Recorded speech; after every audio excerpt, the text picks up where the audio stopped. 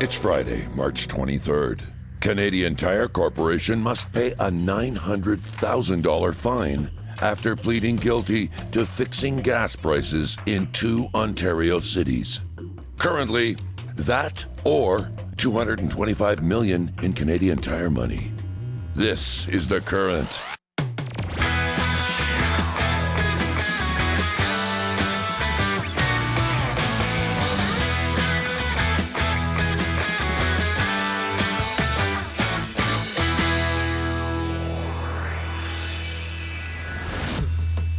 Good morning and welcome to the Friday edition of The Current.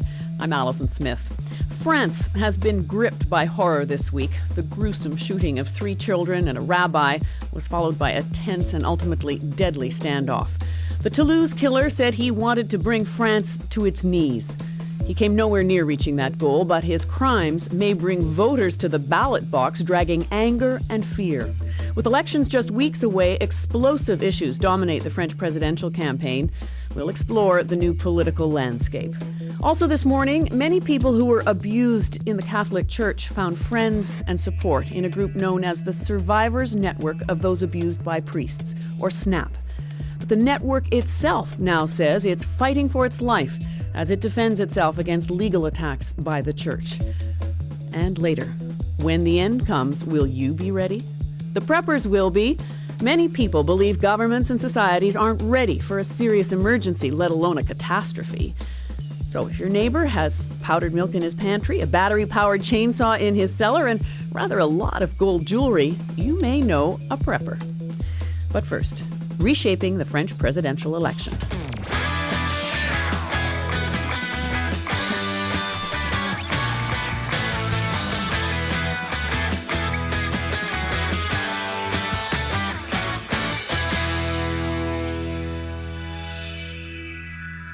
Toulouse, France, known to the world as La Vie Rose for its pink architecture, was stained red this week. A rabbi and 3 Jewish children were murdered, along with 3 paratroopers, 2 of them Muslim, in a separate incident. Mohamed Merah, a Frenchman of Algerian descent and a self-described al-Qaeda operative, is thought to be the killer of all 7. Anyone with a heart can feel France's pain. But the French wrestle with other feelings as well: confusion, fury, fear. Jewish and Muslim community leaders are anxious that the crimes not become political issues, but with a presidential campaign underway, an uneasy electorate wants to hear from its politicians. I have brought together the Jewish and Muslim communities to whom I have promised to pass on all the information at my disposition. I called them together to show that terrorism will not manage to break our nation's feeling of community. I told them, and I tell the whole nation, we must stay together. We must not give in to either discrimination or vengeance. Faced with such an event, France can only be great if she is united. We owe it to the victims murdered in cold blood. We owe it to our country. French President Nicolas Sarkozy in an expansive mood. A few weeks earlier, Sarkozy suggested France wasn't big enough. He claimed France had too many foreigners and no way to employ, educate, or even house them all. It's a position typically staked out by the extreme right in France. Marine Le Pen leads the extreme right National Front Party. Even before police had cornered and killed the presumed murderer, she renewed her call for tougher immigration and security laws. They say we're in a democracy, but authorities refuse to show the real figures on how many immigrants there are. There are probably 6 to 7 million Muslims here already, plus additional immigration on a massive scale each year. This is an organised replacement of our population. This threatens our very survival. We don't have the means to integrate those who are already here. The result is endless cultural conflict. And that's the kind of view that some French believe may gain currency following the killings. Bruno Jambard is the deputy director at Opinionway, a French polling company. He joins me from Paris. Good morning. Good morning. Monsieur Jambard, it's hard to imagine that the events of this past week wouldn't have a political impact. What do you think it will be? Well, it's obviously very difficult to say for the moment. It's very early, but it's clear that it's a major event in the campaign. And maybe one of the events that can change really this election. it seems that for many weeks, François Hollande, the socialist candidate, is really the favorite of the election, and former President Sarkozy has really difficulty to really come back and join him. And maybe now the campaign will change. It's clear that for the moment we are discussing much more about economic and social issues, and now national security, immigration, crime will be also very important issues in the campaign. How would you describe that shift in concern by voters? Because ultimately, in most election campaigns, people tend to vote with their wallets, with their pocketbooks. Hasn't security and immigration been an issue underlying the campaign already? Well, it has been defended by some of the candidates, and especially Marine Le Pen, the National Front far-right candidate, but and a little by Nicolas Sarkozy, because he wants to be sure that some of his voters won't go to the National Front and the far-right. But for the left, it has never been discussed during the campaign. They say it's not an issue. They always say it's not an issue in this country, and generally speaking, they are right, because it's not the major issue. But with this event, maybe it's going to be more important, and it's going to be more important for them also to talk about it. And I'm not sure that the left has really a lot of things to say to the French on this issue, because they have difficulties to talk about it. They are divided between people who think that we don't have to talk about it because it would be racist, and people who think that we have to take into account the reality and the fact that for some French, there are too many foreigners in the country. Mm. Who's in the best position, do you think, to capitalize on this, as cynical as that might be? Well, if there are movements coming from this event, it's clear that the candidates who will have advantage will be whether Marine Le Pen or Nicolas Sarkozy. It's for the moment difficult to know how and who of these two candidates will really get advantage of it. In the first measures we had, it seemed that Sarkozy gained some opinion points because during the crisis he was the president, and he showed to the French a very efficient part of him as president. I mean, people really like him in crisis. They think that he's able to fight them and to be in front of them. And his behavior during the crisis was really appreciated by the French public opinion. One could also imagine, though, he'd be open to criticism if this man was in fact living in France when he was, I know, being followed by security forces. They were aware of him.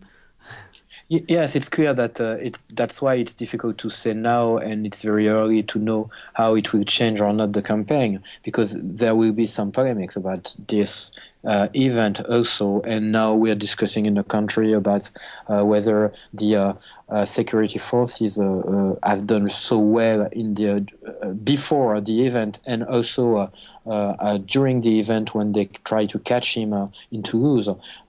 So it's very, very early, but I think that this kind of discussion about the way this security treated this kind of case had already occurred in the past in France, and what we noticed, the fact that people are really gathered behind the security forces, much more behind the people who criticize them in this kind of situation. So where does this leave François Hollande, who you said was, before this event, doing very well in the opinion polls? Well, he's still the great favorite of the election, because the people are really disappointed and are not really very happy of what made Nicolas Sarkozy during the last 5 years. So, for example, on the second round, he's still leading the race with 45% against 46 or 45% for Sarkozy. But we see in the last week that Sarkozy has joined him in the first round, and now is in position to be first at the end of the first round. And also, it seems that François Hollande has difficulty to. He has a very good beginning of the campaign in January and February, and now it's much more difficult for him, it seems, to follow the campaign and to be the leader of the campaign. Sarkozy has really make the agenda in the last week in the campaign. Do you see these front-runners changing their strategies, how they approach this now? Well, it's clear that everybody has to change its strategy in front of the event, obviously because the issues of the campaign are changing. Maybe not for all the campaign, but for at least 1 or 2 weeks. And also because there is a most important part given to the figure of the candidates as a future president. And Sarkozy, for the moment, is leading on this idea that he's able to do the job. He looks presidential. Yeah.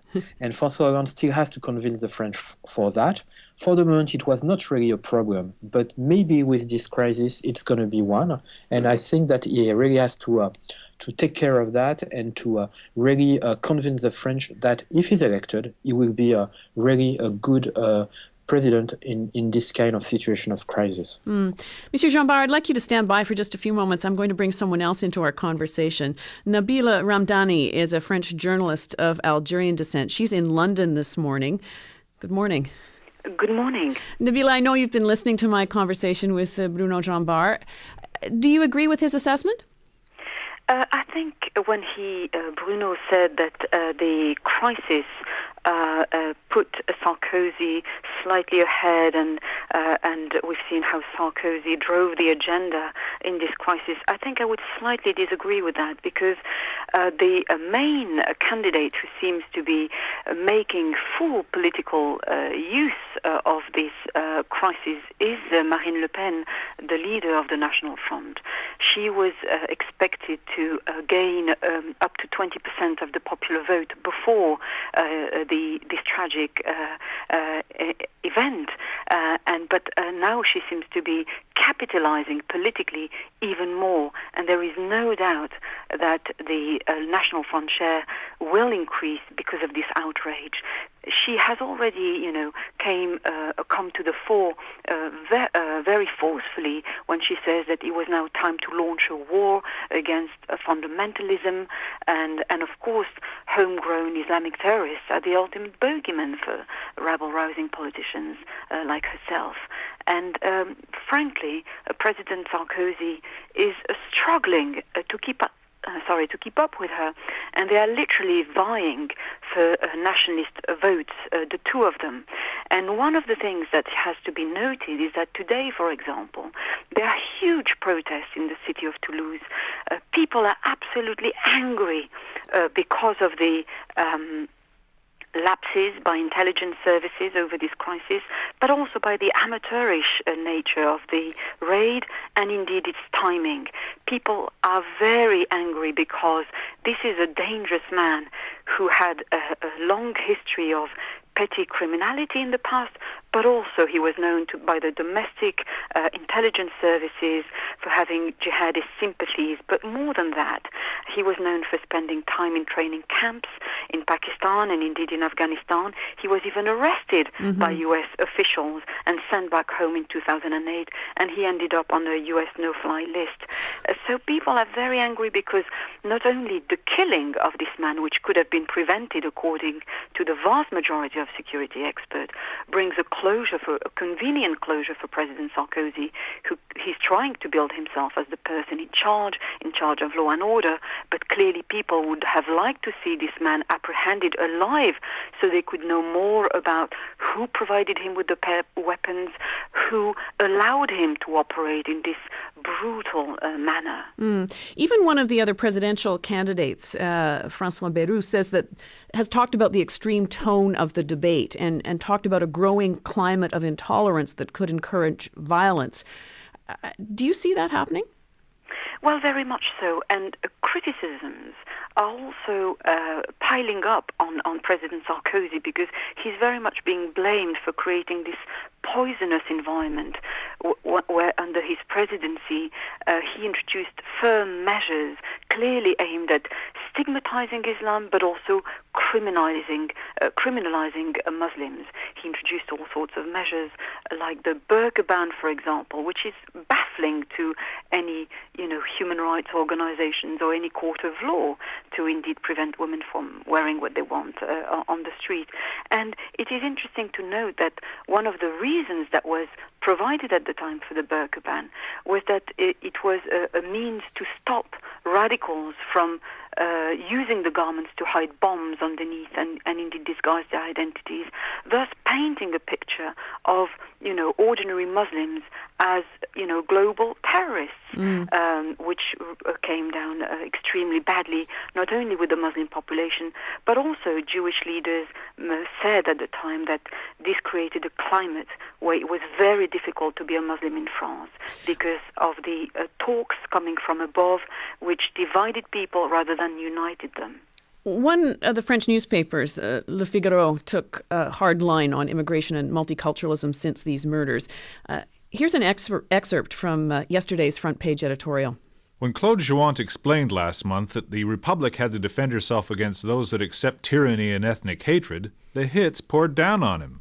The left gave in to an exercise it excels at, the denial of reality. According to the socialists, and therefore François Hollande, the Minister of the Interior expressed fantasies with the only goal of attracting voters from the National Front. The 7 dead from Toulouse and Montauban is a reminder to those who continue to doubt that the evil eating away at the Republic is not a fantasy.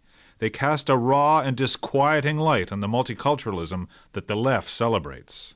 Ms. Ramdani, what do you think when you hear that?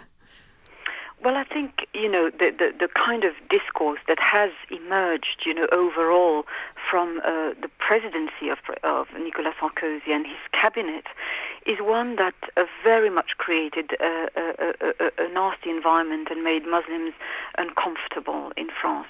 When you have the interior minister saying, for example, that Muslims and indeed Islam are a problem in France, this is, very disturbing, pointing at the consumption of halal meat, for example, or to people praying in the streets because of the lack of mosque as being a fundamental threat to the secular republic. It is, disturbing because, of course, this is extremist rhetoric, which was underpinned under Sarkozy's presidency by policies designed to stigmatize not only a largely law-abiding community, but also, indeed, a religion.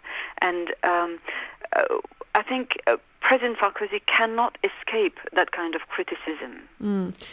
Nabila Ramdani, I'm going to bring Bruno Jean-Bart back into our conversation. Mr. Jean-Bart, as a pollster, can you tell me how strong the anti-immigration sentiment really is? Well, it's variable in the French society, depending on how the economy is doing, and it's clear that in a period of economic crisis, it's growing up a little always.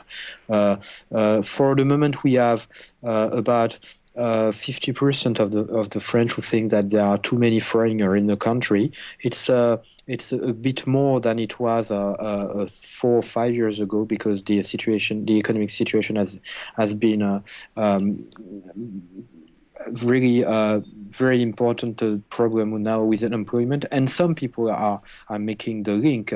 But we have also what is important to say, that we have also a growing up of tolerance behavior in the French population. For example, if you look at how many people are agreeing with the fact that we can give the right of votes to the foreigners living for 5 or 10 years for the local elections, it's also now a majority who agree with that. So it's always difficult to really measure, but we know that only a part of the population is voting on this issue. I was going to say 15 and 20%. Okay, I was going to say, do you think this issue has the power to determine the outcome of the election?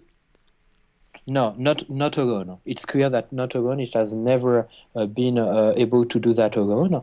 But it can be an important part of the vote. It's clear that we are looking very closely to the figures of the National Front and the far right, because it's possible that it will increase in the next days and weeks. For the moment, it's not the case since the event, and it's much more the contrary, which is happening, and we saw a decreasing of the vote for Marine Le Pen for 3-4 days now. Right. Ms. Ramdani, what do you think? Do you think the immigration issue can be decisive in the campaign? I think there's no doubt that because of this tragic event, the theme of security and indeed immigration has come to the fore more forcefully. But we are hearing voices from the left who are calling for unity in front of of this tragedy, of this national tragedy. And dare I say, even President Sarkozy and his entourage are adopting a more moderate speech at the moment, one of unity, trying to bring together communities, the Jewish community and indeed the Muslim community, who have victims in this tragedy have been both, Muslims and indeed Jewish. So there's a discourse of reconciliation of community, which could, to avoid the kind of angst between different communities in France. So it might be that a climate of tolerance emerges out of all this, rather than one of, a right-wing nationalism. You're an optimist. Thank you both very much for your time this morning and your insight. Thank you. Bruno Jambard is the deputy director at Opinionway, a French polling company. He was in Paris. And Nabila Ramdani is a French journalist of Algerian descent. She was in London. Coming up, a group that speaks up for the victims of abuse by Roman Catholic priests believes the church is not only trying to make it shut up, it's trying to shut it down. I'm Alison Smith, and you're listening to the Friday edition of The Current.